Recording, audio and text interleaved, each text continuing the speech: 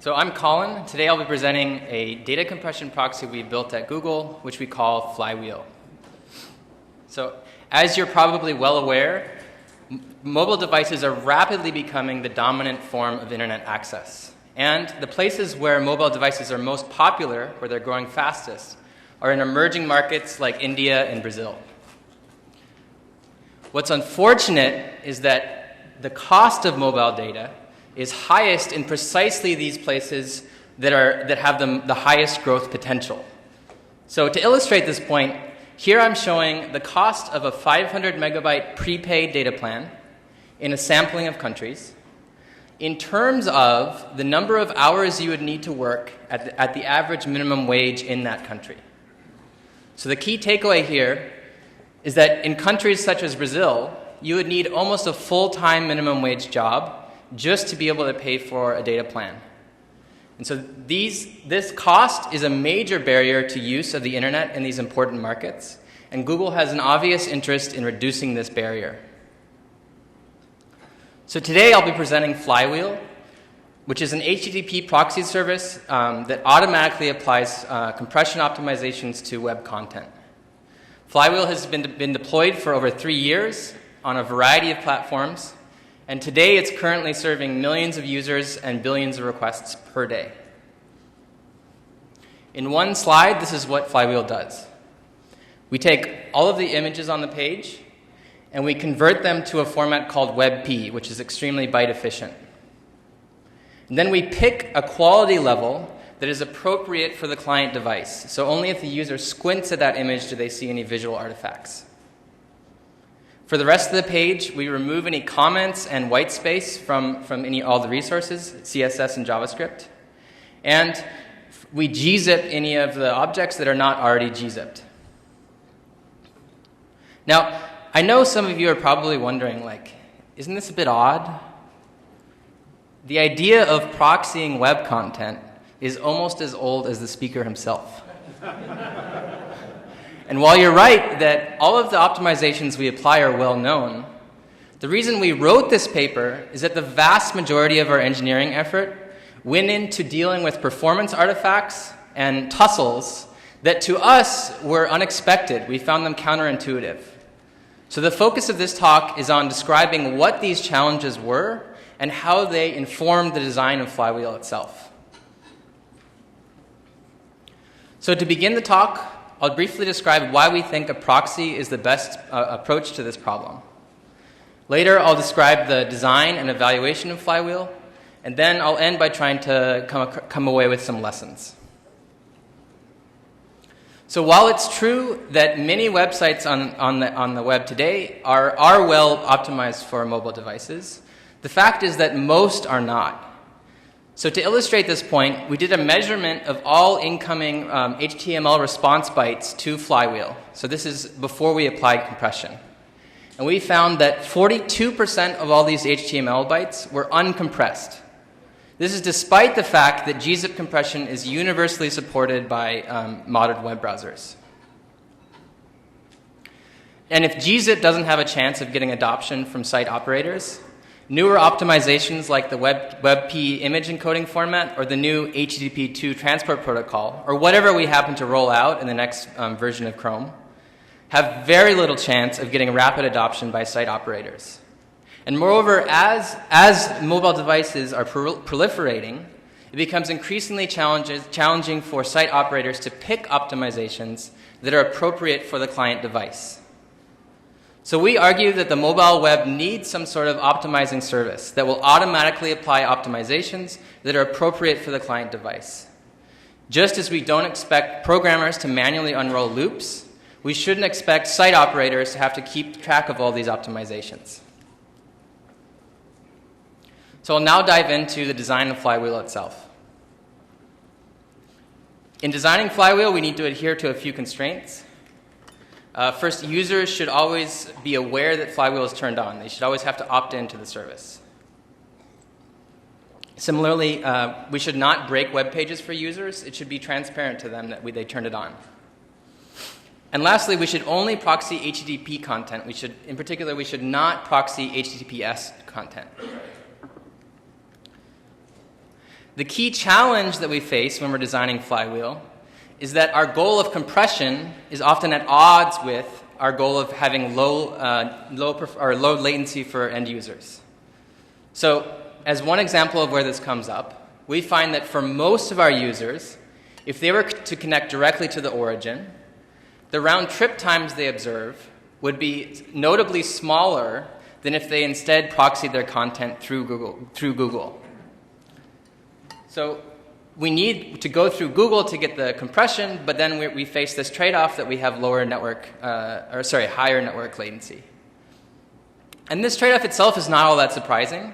What is surprising to us is that this network latency is in fact the dominant factor that determines performance. In particular, reducing the number of bytes on the page does not actually help performance significantly. And this will be important throughout the talk. At a high level, Flywheel works pretty much like you might expect.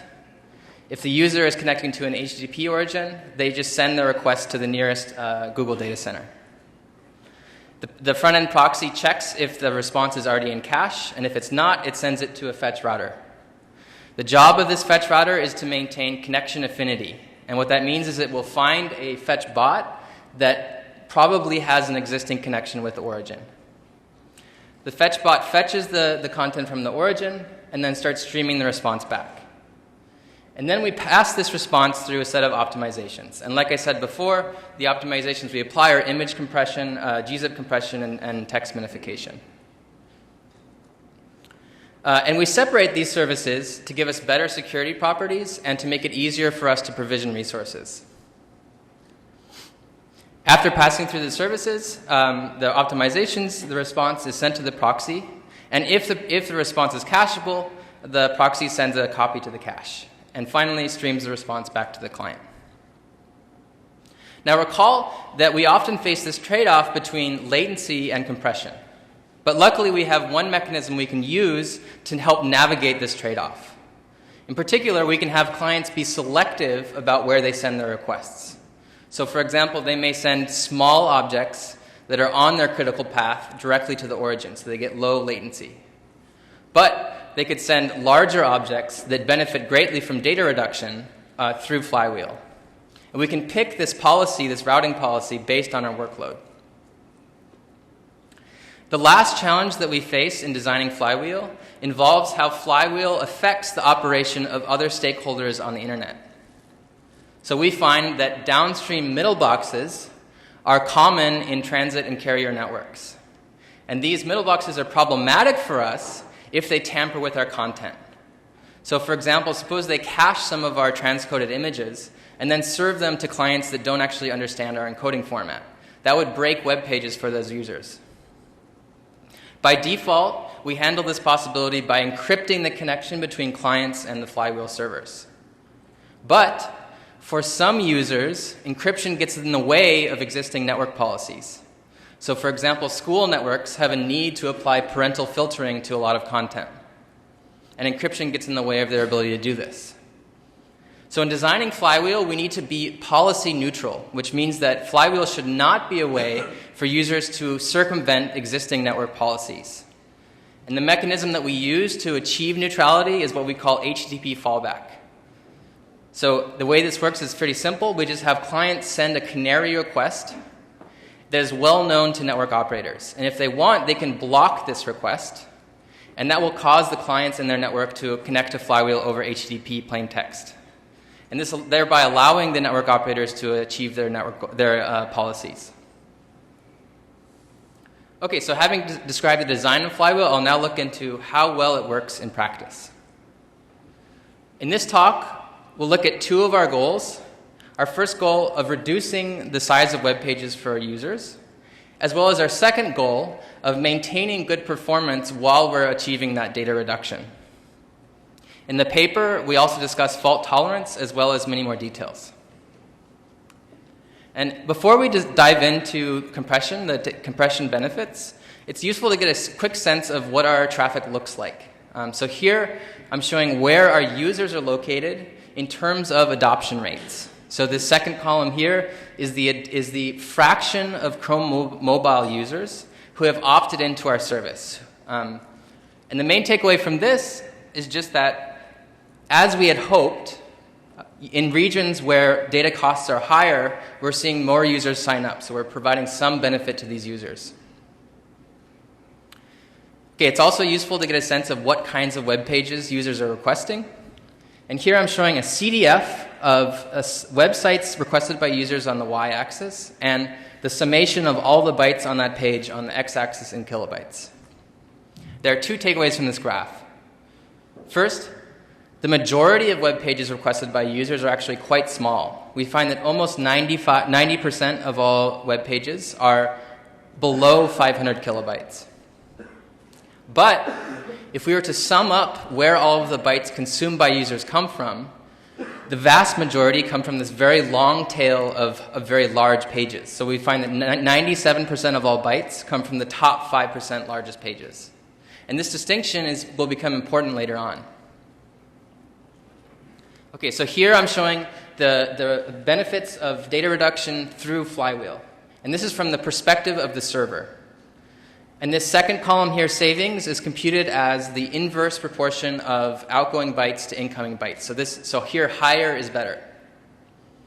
And on the top row, we just see that on average, Flywheel provides about 58% data reduction.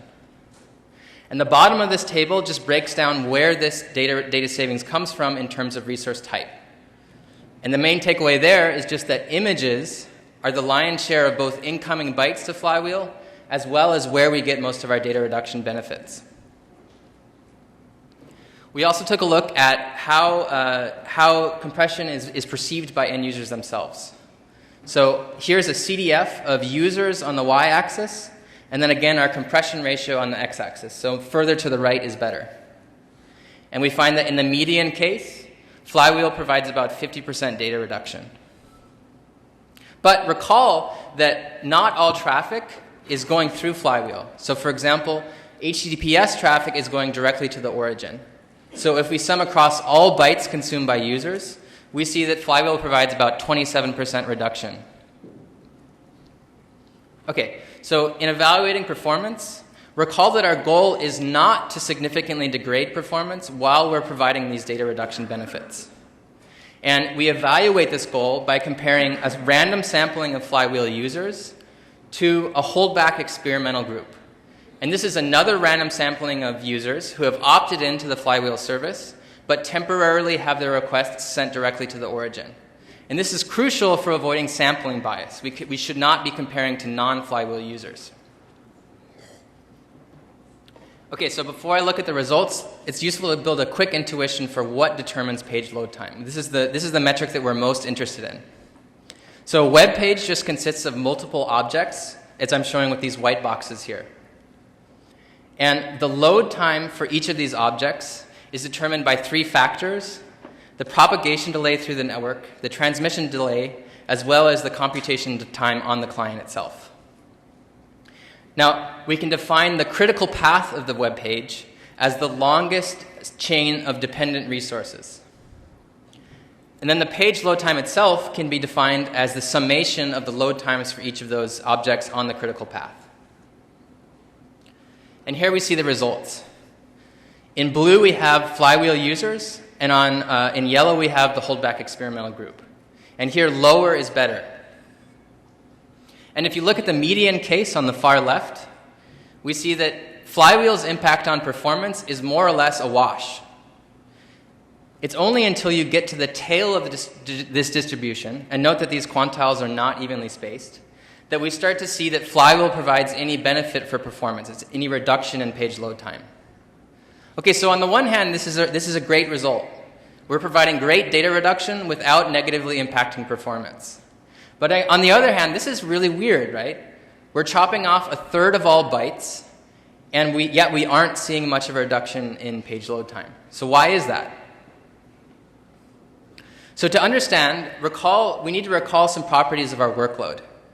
We have a long tail of extremely large pages. And for very large pages, transmission delay, or the time it takes to get the bytes down through the pipe, is the dominant factor in determining performance. And so that's why at the tail of that distribution earlier, we started seeing reduction in page load time. But most of the pages requested by users are quite small. And for small pages, propagation delay, or this is basically the length of the path between users and Google and then to the origin and then back again, is the dominant factor in determining performance. Okay? And the way that we'll understand propagation delay is by looking at another metric called time to first byte. Again, this is basically measuring the network path through Google and then to the origin and back again. And here we see that across the board for almost all of these quantiles, the time to first byte is greater than it is through if users were to instead go directly to the origin. And what this means is that proximity is crucial for determining network latency. Often, users are closer to the origin than they are if they were to instead proxy their content through Google. Okay, so I'll end this talk by trying to synthesize some lessons that might be useful for other system designers. And our first lesson was also the most frustrating. We found that many of the optimizations we expected to have good impact on performance did not actually provide significant results when we deployed them at web scale. So as one example, we looked at an optimization called pre-connect. And as an illustrating example here, suppose that we're streaming an HTML response from foo.com. And as we're streaming this response, we parse the HTML and see that there's another sub-resource. And that sub-resource is owned by a different origin, bar.com. And here what we do is we speculatively open up a TCP connection with bar.com. And now, later, when the user requests that object, the DNS resolution and the TCP handshake are off of the critical path. We find that this optimization does increase the fraction of reused connections somewhat, from 73% to 80%. But if you look at page load time, which is the metric we really care about, we see a negligible decrease in the median case, only less than 2% decrease in page load time. So we decided to take this optimization out of production because it incurs high overheads for origins as well as Google.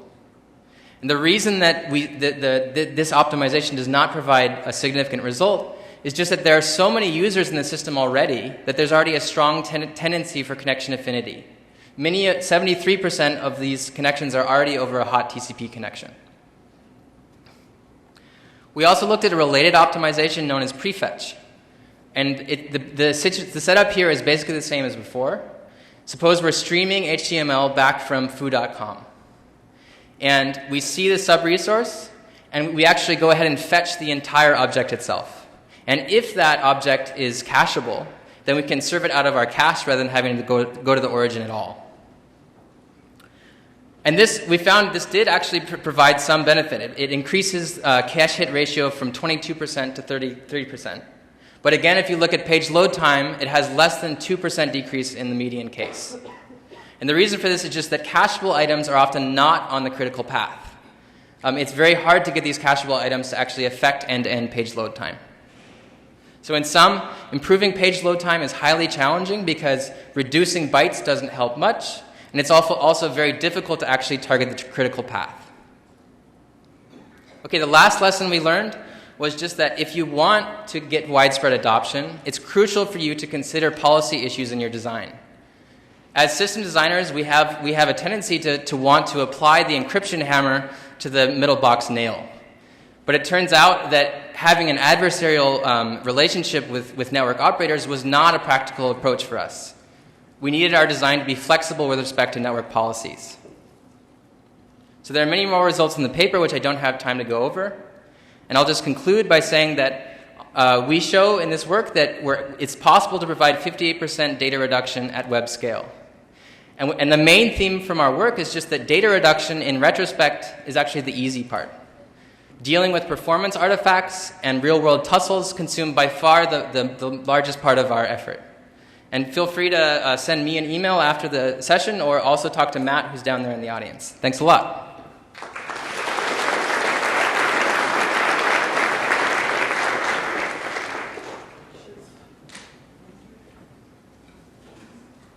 Hey, Raghav Sethi from Princeton. I was wondering, your canary mechanism requires operators to block access to a URL. Did you consider doing something like making a parallel request for that URL and not serving the page if it didn't go through? Or was there a reason that that wouldn't be an approach that was easier? So this design option just turned out to be the simplest thing that worked well for existing network operators. I'm not sure. Maybe you can ask Matt later if we considered other options. I don't think so. Okay. Thank you. Hi, Costin Raicho from Polytechnic Healthcare. So really cool work. One thing I was wondering, so you mentioned this policy issue, and there's a concerted effort by Google and others to actually go, fully encrypted transport, quick, you name it. So what do you make of this? I mean, how will it turn out? Right, that's a good question. So I should mention that when I was at Google, I worked on technical problems. I did not, in particular, work on policy issues. So I can't really speak to Google's stance on this issue. But I will say that there's nothing technically stopping us from proxying HTTPS traffic. I mean, conceptually, you might just think of Flywheel as an extension of your Chrome process that lives in the cloud. We didn't do that for product reasons, but again, I wasn't involved in that decision.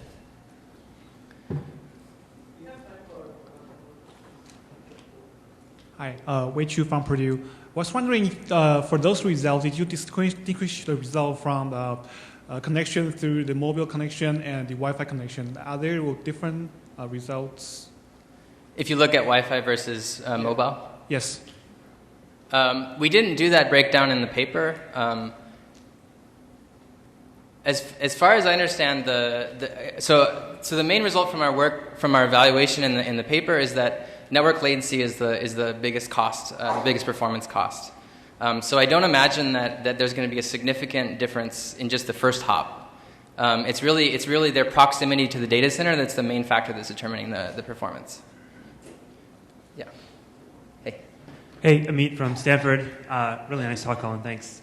So you said, I think you had mentioned that the fact that round-trip times through Flywheel were longer than directly to the HTTP origin was unintuitive, or at least unintuitive to me. Right. Because we would expect most things to be cached, and we would expect Google servers to be closer to edge locations than HTTP origin servers. So do you have a sense for why? Well, recall that a lot of our users are in emerging markets like Brazil or India, and our footprint is just not as big there. I'm not sure what else to say. So if I can follow up, do you expect the results that you had to be significantly different if Flywheel just had more presence in the edge locations? Okay. Yes, that's right. So we isolated that time to first byte is a crucial factor in determining page load time, and if you were closer, that would be lower. So absolutely. Thanks. Yeah.